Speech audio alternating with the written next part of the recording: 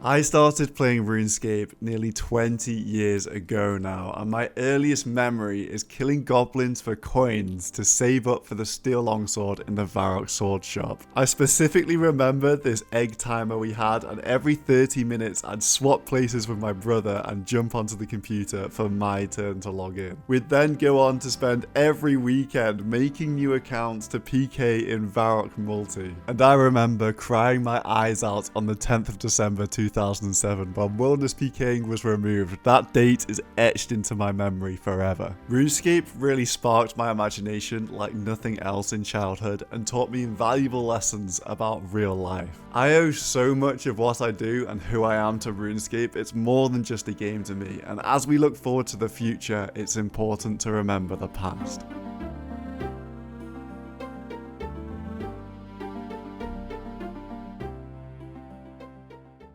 But what actually does lie ahead in the future? Now, I don't actually have a crystal ball, but Jagex has just given me one because they're dropping the Winter Summit today where they announced their plans for the whole year. So I'm here to give it a review. Opinions, propaganda will be present, but I'll fill you in on what's coming to RuneScape in 2024, and let me tell you, it's gonna be a big year. The first announcement is about Varamore. Now, if you're on the ball, you'll know that Varamore is a massive extension of land onto the bottom of Zaya. Essentially, nearly the size of Zaya itself right now. Is going to double up. Now, Varamore was initially pitched back in the Summer Summit, but there's been a lot of progress since then. Varamore Batch 1 will release on March 20th, which is really soon. I was very lucky to be asked to playtest the Fortis Coliseum, which is essentially the crowning jewel in Varamore Batch 1. If you don't know, it's a wave-based repeatable encounter which earns you money every wave you complete and has the aspirational reward of the best in slot range cape to strive to. And maybe it's just recency talking, but I playtested Desert Treasure 2 bosses and I playtested Tombs of Basket. And I don't know if it's just recency bias, but I think I'm looking forward to the Coliseum more than I was to those updates. There really is something there for all players because you can just dip out when the difficulty gets too high for you,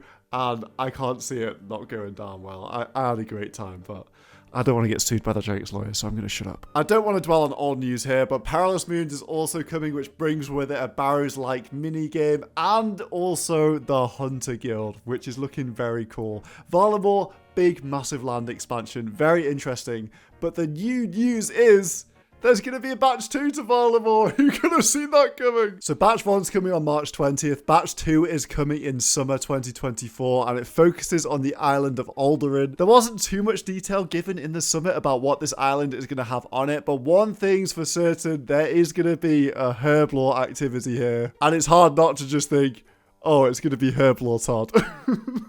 Years in the making. They essentially said in the summit that this herb lore method isn't going to be the meta XP. It's going to be more engaging and sort of spice up the herb lore skill a bit. I kind of hope this requires existing herbs to be able to do the minigame, and then you get maybe more XP per herb, but it's overall slower XP. So it's cheaper for mains, and it's just better herb XP for irons without completely ruining the herb lore skill, because there is a charm to going around the game collecting everything, and if it turns into something like Winter Todd, you essentially bypass a whole skill through a minigame, which I don't think is very good, so hopefully it requires herbs. The second announcement for Batch 2 was about having a big group boss on top of a mountain. Now, I think this is a really exciting proposition. Having said that, we have had the group boss of Nightmare and the group boss of Nex, and I don't think either of those really hit properly from a fun perspective, so this is third time lucky, and once again, it's short on detail, but there's definitely something promising in there. They did also confirm that there will be a Varamore Batch 3, but they didn't say anything about that whatsoever.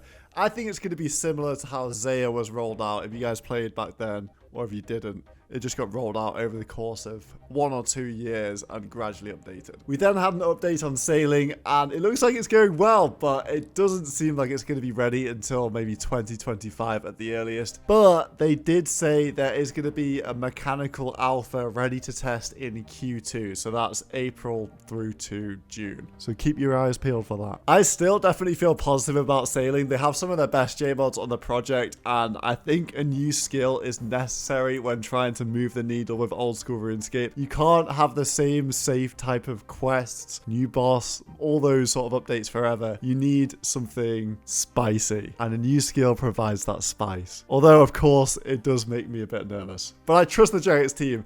It's so easy to trust Jagex when you've actually been to Jagex and seen the processes. Like, I know I just sound like a corporate shill right now, but it's generally true. While Guthic Sleeps is the big quest announcement of this summit, coming in summer 2024.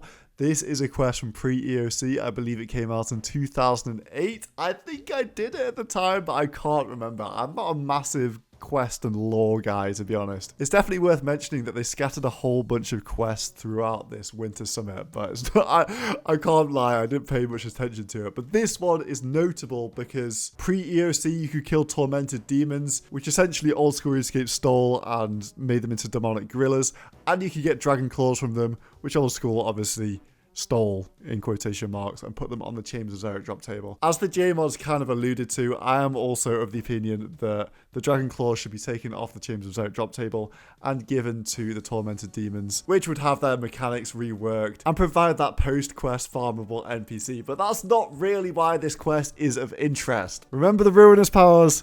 Well, this is them now. They're revisiting the idea, but only through 4 prayers called God Alignments, which was a very popular suggestion at the time, so they're looking into it again. No specifics here about what the prayers will actually do, but maybe you get one for completing While Gothic Sleeps, maybe you get one for completing Desert Treasure 2, and you can collect them all and they'll be useful in some circumstances. So that's exciting. And it kind of does put a blocker on a new prayer book, which people don't really seem to want in RuneScape at the moment. Next mention is for Scurious, the rat boss, which has been alluded to plenty of times in the last summit, a mid-level boss, and they've given plenty of teasers over the last couple of months, but it's coming out on Wednesday, and the only reason I'm mentioning this is because they said it's going to be pretty much a meta melee training method.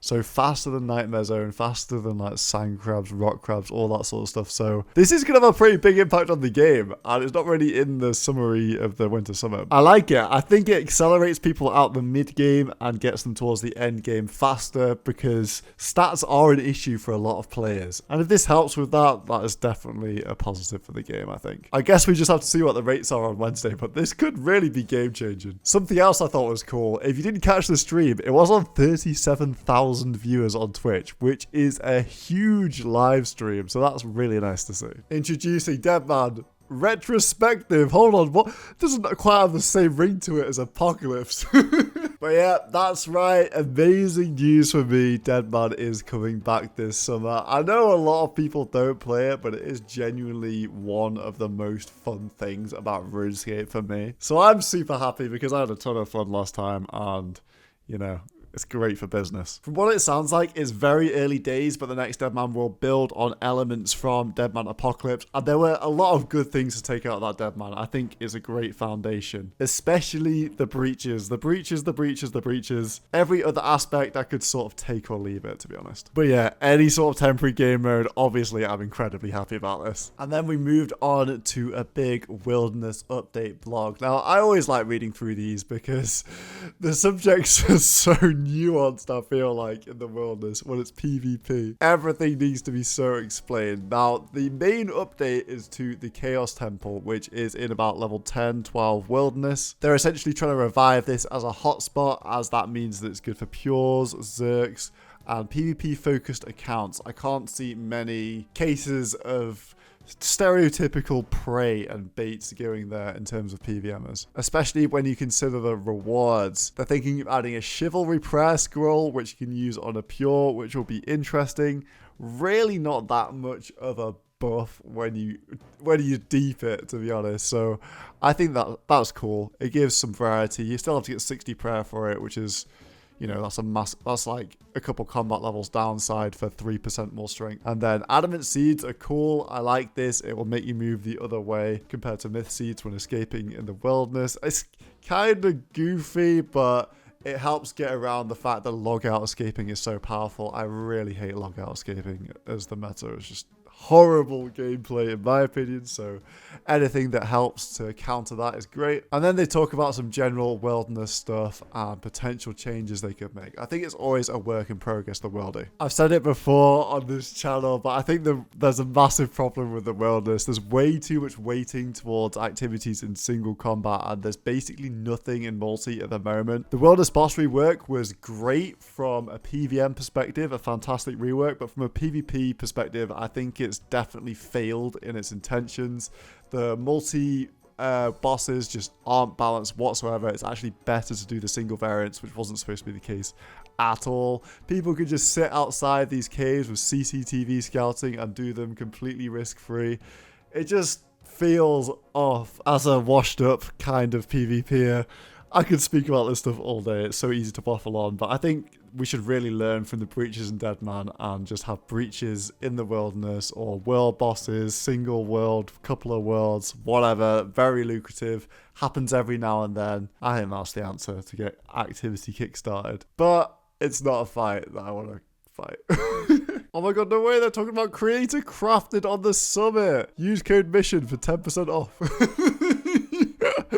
Yeah, make sure you guys use my code to pick up an LED sign. They are super cool. I would appreciate that. And they are always adding new stuff to the store. So if you haven't checked out in a while, go and have a look. These mouse mats go hard. So there we go. The full roadmap for the Winter Summit. I'm mainly excited for the Colosseum because I already know how good it is. And Deadman because I know that's going to be amazing for me as well and super fun. But everything else does look pretty good.